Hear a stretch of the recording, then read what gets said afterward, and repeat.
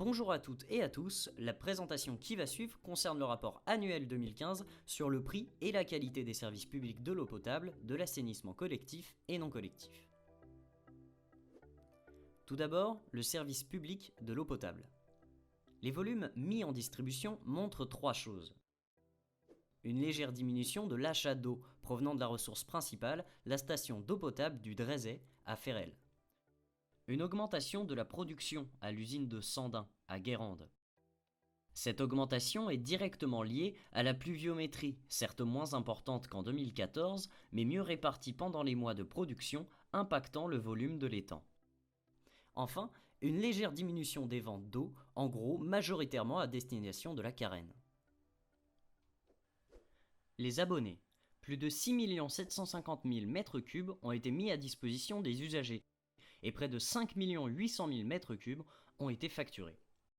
En 2015, on constate une légère augmentation du nombre d'abonnés du territoire de Cap-Atlantique. Environ 0,9% par rapport à 2014. La consommation par abonné hors gros consommateurs. Il s'agit de la consommation unitaire de nos usagers. Entre 2014 et 2015, on constate une légère augmentation de la consommation unitaire après de nombreuses années de baisse. Cette tendance restera à vérifier pour les années à venir. La consommation unitaire moyenne constatée pour le territoire de Cap-Atlantique s'établit à environ 73 m3 par an. Ce chiffre prend en compte les résidences secondaires dont la consommation est inférieure aux résidences principales. On constate aussi que la consommation d'eau potable entre 2014 et 2015 a augmenté de 3,2%. Ceci est dû à une augmentation du nombre d'abonnés et à une consommation unitaire en progrès. La comparaison géographique de la consommation par abonné avec et sans les gros consommateurs. Les gros consommateurs sont ceux dont la consommation est égale ou supérieure à 6000 m3 par an. Leurs consommations sont ajoutées à la consommation unitaire des usagers par secteur et mettent en évidence les différents tissus économiques ou industriels du territoire de Cap-Atlantique, c'est-à-dire le sud, le centre et le nord. Par comparaison avec le tableau des consommations unitaires précité, on remarque l'impact important de la consommation industrielle du secteur nord qui est essentiellement lié aux entreprises HCI et Agis d'Herbignac. En 2015, ces deux industriels représentent 38% de la consommation en eau potable des usagers, hors gros consommateurs, du secteur nord et environ 10% de la consommation en eau potable. Le rendement est l'indice linéaire de perte, ILP. D'un point de vue général, les résultats mettent en avant une augmentation du rendement pour le sud et le centre. L'étanchéité du réseau en 2015 a alors progressé par rapport à 2014. Une légère baisse est en revanche à noter pour le nord du territoire due à deux fuites importantes à Pénétin et à Sérac ayant nécessité des moyens conséquents de diagnostic et de recherche sur le terrain, y compris des manœuvres de vannes nocturnes. Les résultats obtenus pour l'ensemble du territoire de Cap-Atlantique démontrent cependant une bonne étanchéité au regard des critères de l'étude de l'Agence de l'eau Loire-Bretagne. La qualité de l'eau et la surveillance du réseau. La diminution du nombre d'analyses réalisées dans le cadre de l'autosurveillance est principalement liée à la disparition du phénomène eau colorée observé en 2013 et en 2014 qui avait nécessité la réalisation de nombreuses analyses. 628 analyses physico-chimiques et 433 analyses bactériologiques d'eau potable ont été réalisées en 2014 contre 500 et 377 en 2015. Les indicateurs relatifs au service de l'eau potable. Les indicateurs reprennent pour l'essentiel l'ensemble des éléments détaillés dans le présent rapport sous une forme et une présentation réglementaire permettant une consolidation au niveau national par les services de l'État. L'objectif de ces indicateurs nationaux est de permettre à chaque collectivité de comparer son niveau de service et la qualité de son patrimoine. Cependant, les spécificités de fonctionnement et les caractéristiques propres à chaque collectivité, tourisme, saisonnalité, industriel, sont autant d'obstacles à la comparaison qu'il est nécessaire de prendre en compte. Le service public de l'assainissement collectif et non collectif. Les abonnés de l'assainissement collectif.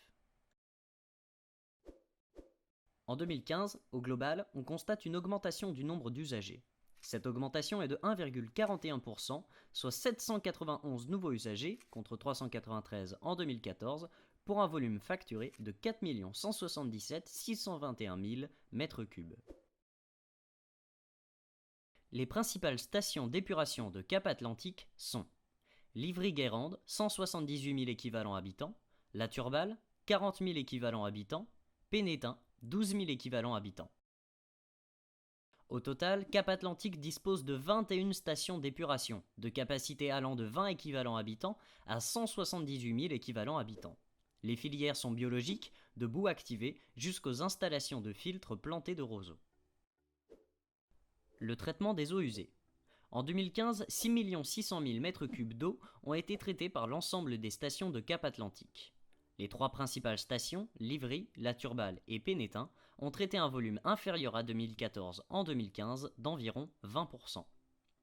Moins 22% pour Livry, moins 16% pour La Turballe, moins 27% pour Pénétin.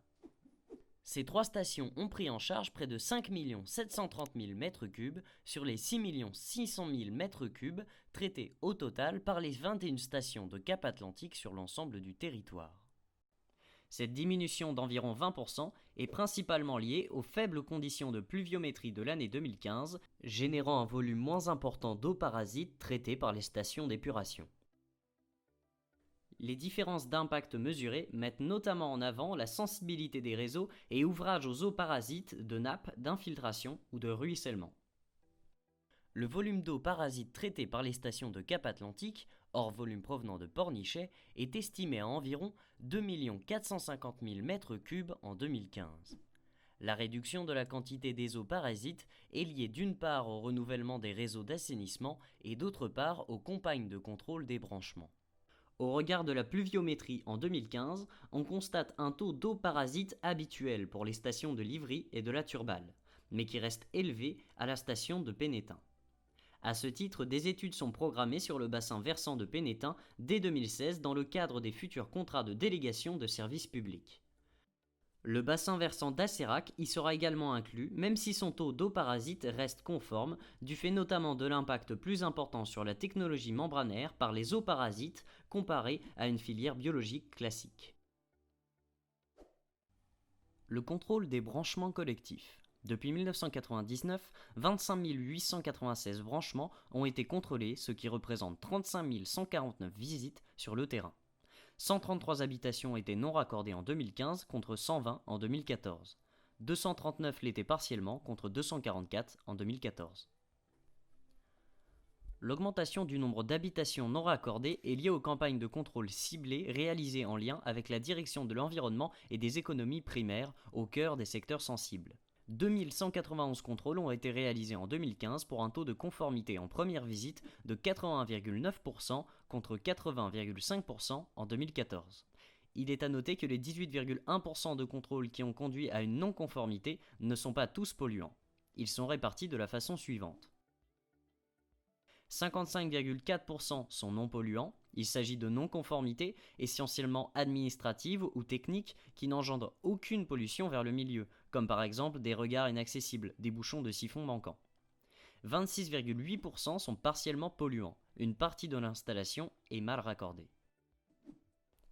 Et enfin, 17,8% sont polluants. Ce chiffre est en augmentation par rapport à 2014 du fait principalement de la mise en œuvre de contrôles de branchements ciblés sur les secteurs où une présence de contamination bactériologique a été détectée sur le milieu naturel, exutoire de pluviales, eau de baignade, coquillages. Ce chiffre met en avant l'efficacité de la méthode sectorisée et ciblée des remontées de réseaux d'eau pluviale. Ces campagnes de contrôle menées en concertation avec les communes permettent depuis 2015 une meilleure sensibilisation des usagers et la mise en œuvre d'actions conjointes pour les mises en conformité des installations. Les nouveaux indicateurs de service de l'assainissement collectif. À l'identique des indicateurs sur l'eau potable, les indicateurs reprennent pour l'essentiel l'ensemble des éléments détaillés dans le présent rapport sous une forme et une présentation réglementaire permettant une consolidation au niveau national par les services de l'État. Le prix de l'eau en 2015. Pour Cap-Atlantique, en 2015, un usager consommant 120 m3 d'eau potable par an et étant raccordé à l'assainissement collectif s'est acquitté d'une facture de 599,47 €, soit 5 euros par mètre cube, répartis en 1,93 € pour l'eau potable et 3,07 € pour l'assainissement collectif. En 2014 et pour le même usager, ayant une consommation de 120 mètres cubes par an, les prix étaient de 5,01 € par mètre cube. Le volume de 120 mètres cubes est défini au niveau national, comme la facture type servant de base à l'établissement des coûts dans le cadre du présent rapport. Les prix s'entendent TTC, taxes publiques incluses. Ces taxes représentent 66,29 € TTC pour 120 mètres cubes, soit environ 55 centimes par mètre cube. La répartition du prix de l'eau en 2015. Les deux graphiques illustrent la répartition du coût moyen annuel d'une facture d'eau pour une consommation de 120 mètres cubes pour l'assainissement et l'eau potable. La part majoritaire pour l'assainissement est représentée par Cap Atlantique, au regard notamment des investissements lourds déjà réalisés, comme les stations d'épuration, et de ceux qui restent à réaliser pour les réseaux de collecte et de transfert des eaux usées.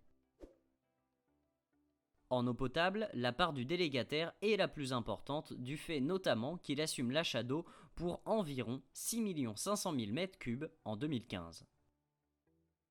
Le service de l'assainissement non collectif de Cap Atlantique en chiffres pour 2015. 6 082 usagers au 31 décembre 2015, 250 contrôles de conception et d'implantation, 137 contrôles de bonne exécution, 78 contrôles de diagnostic, 86 contrôles pour vente et 1144 contrôles périodiques de fonctionnement. 282 956 €, c'est le coût complet du service. Un an après la réalisation des ouvrages d'assainissement non collectif chez l'usager, 90 contrôles dits N+1 ont été effectués en 2015. Ce dispositif est important tant pour l'usager que pour l'objectif environnemental. Il contribue en effet à la pérennité du fonctionnement de l'installation dans le temps par le contrôle de son usage dès la première année, en rappelant notamment les consignes d'entretien et les rejets autorisés. Les conventions d'entretien sont arrivées à échéance au 31 décembre 2015. Cap Atlantique ne prévoit pas la reprise de ces conventions en 2016. 1785 contrôles neufs et existants et 58 réhabilitations d'ouvrages non collectifs ont été réalisés en 2015. Pour l'année 2015, 61% des contrôles ont donné lieu à un avis conforme de la part des services de l'assainissement non collectif de Cap Atlantique, 12,6% à un avis conforme sous réserve, 22,3% à un avis non conforme, enfin 4,1% des installations à un constat d'absence de filière. Les indicateurs, comme pour l'eau potable et l'assainissement collectif, reprennent pour l'essentiel l'ensemble des éléments détaillés dans le présent rapport. Le taux de conformité d'assainissement non collectif calculé met en avant un parc d'ouvrages de bonne qualité au regard des objectifs réglementaires. En complément, et afin de s'assurer de l'adéquation entre les ouvrages d'assainissement non collectif et les objectifs liés au milieu naturel, certaines communes de Cap Atlantique ont d'ores et déjà instauré des arrêtés mettant en avant des zones à enjeux sanitaires ou environnementaux, renforçant notamment les délais de mise en conformité des ouvrages d'assainissement non collectif. Cap Atlantique vous remercie de votre attention.